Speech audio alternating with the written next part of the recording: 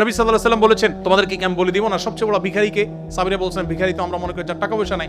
নবী বলেছেন, না, টাকা পয়সা আজকে নাই কালকে আসবে, এটা চূড়ান্ত ভিখারি না। চূড়ান্ত ভিখারি হলো যে নামাজ পড়েছে, রোজা রেখেছে, দাড়ি রেখেছে, টুপি রেখেছে, ওয়াজ করেছে, ওয়াজ শুনেছে, কোরআন তেলাওয়াত করেছে, হজ উমরা করেছে, দান সাদাকা করেছে, মানুষের সেবা করেছে, বাট কোন মানুষের অধিকার নষ্ট করেছে, কিয়ামতের দিন সেই পাওনাদাররা সব উপস্থিত হয়ে যাবে।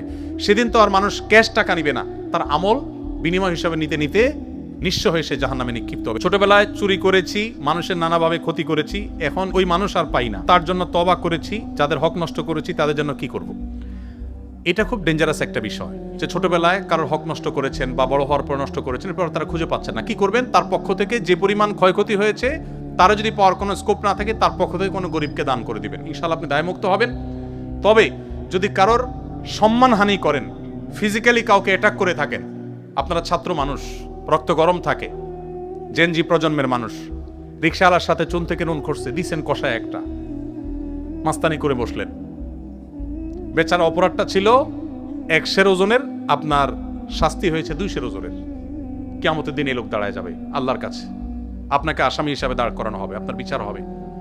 দুনিয়াতে এই লোককে আপনি আর হয়তো কোনোদিন খুঁজে পাবেন না। এটা খুব ডেঞ্জারাস। এই জন্য ভাইরা, তারুণ্যের এই চঞ্চলতা যেন আপনাকে অপরাধ, বিশেষ করে মানুষের প্রতি অন্যায় করতে কখনো প্ররোচিত না করে। আপনি নেকামল করতে পারেন আর না পারেন, আপনি ওয়াজ শুনতে পারেন আর না পারেন, আপনি জিকির আজকার করতে পারেন আর না পারেন, নফল নামাজ পড়তে পারেন আর না পারেন, দান সাদাকা করতে পারেন আর না পারেন, হজ উমরা করতে পারেন আর না পারেন, আল্লাহর হস্তে কোনো মানুষের অধিকার নষ্ট বা খর্ব করবেন না। এই চেতনা যদি আপনার ভিতরে ধরে রাখতে পারেন, জান্নাতের পথ ইনশাআল্লাহ সুগম এবং সহজ।